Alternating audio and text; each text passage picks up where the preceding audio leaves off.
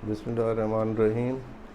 Rabbi इश्रह ली सदरी व यस्सिर ली अमरी वहलुल उक़दतम मिन लिसानी यफ़क़हू क़ौली। अगर आप दुनिया भर में नज़रियाती तक़सीम का बनज़र गैर जायज़ा लें तो बनी नौ इंसान में दो ही नज़रियाती जमातें अपना वजूद रखती हैं। एक है हिज़्बुल्लाह और दूसरी हिज़्बुश शैतान। अब ये फ़ैसला करना इंसान की अपनी सवाबदीद पर है कि वो हिज़्बुल्लाह का साथ देता है या हिज़्बुश शैतान का। इसके अलावा अगर कोई तीसरा गुरोह कुछ मामलात में एक का और दीगर मामलात में दूसरे का साथ देता है तो वो मुनाफ़िकीन कहलाते हैं और अपने तय दानिशमंद होते हैं, लेकिन दर हकीकत राह रास्त से भटके हुए होते हैं। अव्वल तो ऐसे लोग खुलूस नियत से हिज़्बुल्लाह के साथ नहीं होते, लेकिन ज़ाहरी तौर पर कुछ मसलहतों की वजह से वो हिज़्बुल्लाह में शामिल होते हैं। आप जानते हैं कि इस कायनात का खालिक व मालिक अल्लाह ताला की ज़ात है और वही इसका निज़ाम भी चला रहा है। इंसान ज़मीन में उसका खलीफा है। हिज़्बुल्लाह की रहनुमाई के लिए मुकम्मल ज़ाब्ता हयात उसने अपनी किताब कुरान पाक और नबी करीम सल्लल्लाहु अलैहि वसल्लम के उसवा हुस्ना की सूरत में बज़रिया वही नाजिल किया हुआ है, जो क़यामत तक नाफिजुल अमल है, और ये लोग इस ज़ाब्ते पर अमल करने के पाबंद हैं। कुरान पाक में भी अल्लाह ताला फरमाता है, वमन यतवल्लल्लाह व रसूलहु वल्लज़ीना आमनू फ़इन्न हिज़्बल्लाहि हुमुल गालिबून। और जो अल्लाह और उसके रसूल और अहले ईमान को अपना रफ़ीक बनाए और उसे मालूम हो कि अल्लाह की जमात ही गालिब होने वाली है। सहूनी माशी निज़ाम का बुनियादी सुतून बैंक, जबकि इस्लामी माशी निज़ाम का बुनियादी सुतून बैतुल माल है।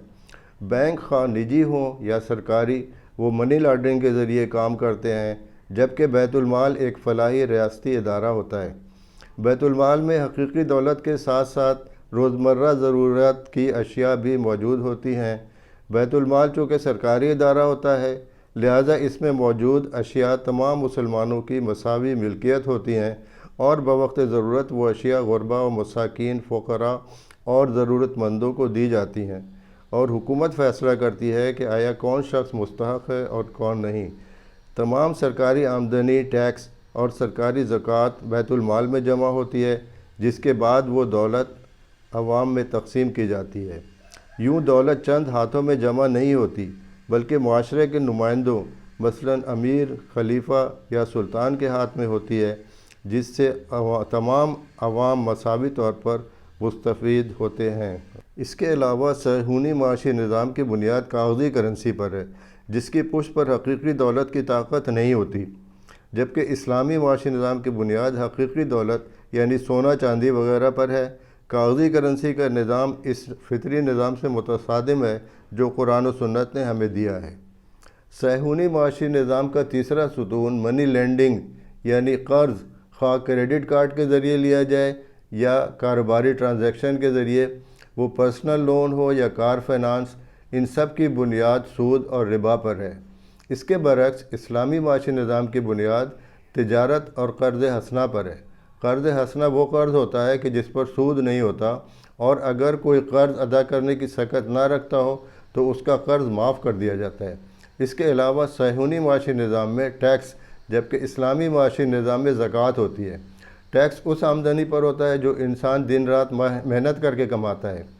इनकम टैक्स का निज़ाम देखने में बहुत दिलकश नज़र आता है और आँखों को खीरा कर देता है, क्योंकि उनकी हुकूमत के मुताबिक वो टैक्स अवाम की फलाह व बहबूद के लिए खर्च किया जाता है, यानी इमारतें और सड़कें वगैरह बनाई जाती हैं। दर हकीकत ये सामरी का जादू है।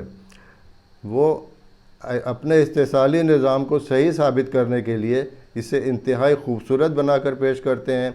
यही वजह है कि लोगों की आँखों पर पट्टी बंध गई है और उनको इस निज़ाम की असलियत नज़र नहीं आती। इस्लामी माशी निज़ाम में सदका व खैरात पर बहुत ज़ोर दिया गया है। मालो दौलत अल्लाह की राह में ख़र्च करने की बार बार तलक़ीन की गई है, जबकि मगरबी माशी निज़ाम दौलत को सैद कर रखने और ख़र्च न करने की तरगीब देता है। यूँ लोगों की बचत बैंकों में पहुँच जाती है جس کو وہ بینک قرض کے طور پر کسی اور شخص یا ادارے کو دے دیتے ہیں تاکہ اس سے سود وصول کر سکیں۔ یہی وجہ ہے کہ وہ عوام کو لمبے عرصے کے لیے رقم جمع کروانے کی ترغیب دیتے ہیں۔ دوسری طرف اسلام معاشرے میں دولت کی گردش کو بہت اہمیت دیتا ہے، کیونکہ گردش سے دولت بڑھتی ہے۔ دولت انسان کے جسم میں خون کی طرح ہے۔ جس طرح جسم میں خون کی گردش جاری رہتی ہے اور اگر کبھی رک جائے تو بیماری کا باعث بن جاتی ہے، ویسا ہی معاشرے میں بھی دولت کی گردش بہت اہم ہے، ورنہ سارے کا سارا نظام درہم برہم ہو جاتا ہے۔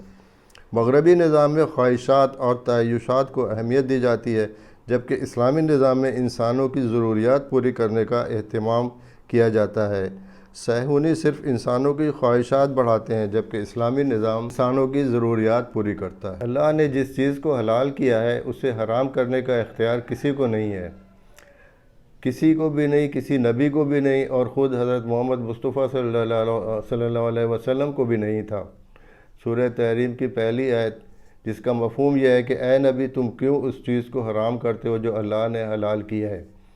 بالکل اسی طرح کسی حرام چیز کو حلال قرار دینے کا اختیار بھی اللہ تعالیٰ کے علاوہ کسی اور کے پاس نہیں ہے۔ اب رہی یہ بات کہ جس چیز کو اللہ تعالیٰ نے صریحاً حرام قرار دیا ہے اس کے بارے میں یہ بحث مباحثہ کرنا کہ یہ حلال ہے یا نہیں ہے، حرام ہے یا نہیں ہے، میرے نزدیک اللہ کے بنائے ہوئے قانون پر شک کرنے کے مترادف ہے، اور یہ چیز اللہ تعالیٰ کے کسی فرد کا یعنی حزب اللہ کے کسی فرد کا شیوا نہیں ہو سکتا۔ اب یہ دیکھیں کہ اسلام ارتکاز زر کی حوصلہ شکنی کرتا ہے اور تقسیم زر کی حوصلہ افزائی کرتا ہے۔ کیپٹلزم بالکل اس کے برعکس مال جمع کرنے کی حوصلہ افزائی اور بنیادی ضروریات پر بھی عام آدمی کے خرچ کی حوصلہ شکنی کرتا ہے، جبکہ دولت مندوں کے مال لٹانے پر اسے کوئی اعتراض نہیں ہوتا۔ جو لوگ نام نمود کے لیے مال لٹاتے ہیں یہ ان کی حوصلہ افزائی کرتا ہے۔ اس طرح خلقت دو طبقات میں تقسیم ہو جاتی ہے، ایک دولت مند طبقہ جو حکومت کے ساتھ تجارت و صنعت و حرفت و زراعت و تعمیرات اور دیگر تمام شعبہ جات میں بینکاری سمیت اجارہ داری حاصل کر کے ایک مافیا کی شکل اختیار کر لیتا ہے۔ پاکستان میں اب یہ نظام سرمایہ داری و جمہوریت زوال پذیر ہے اور اس کی جگہ اسلام کے نظام معیشت اور خلافت کا قیام ناگزیر ہو چکے ہیں۔ ہماری ویڈیو کو لائک کیجئے، زیادہ سے زیادہ شیئر کیجئے اور ہمارے چینل کو سبسکرائب کیجئے۔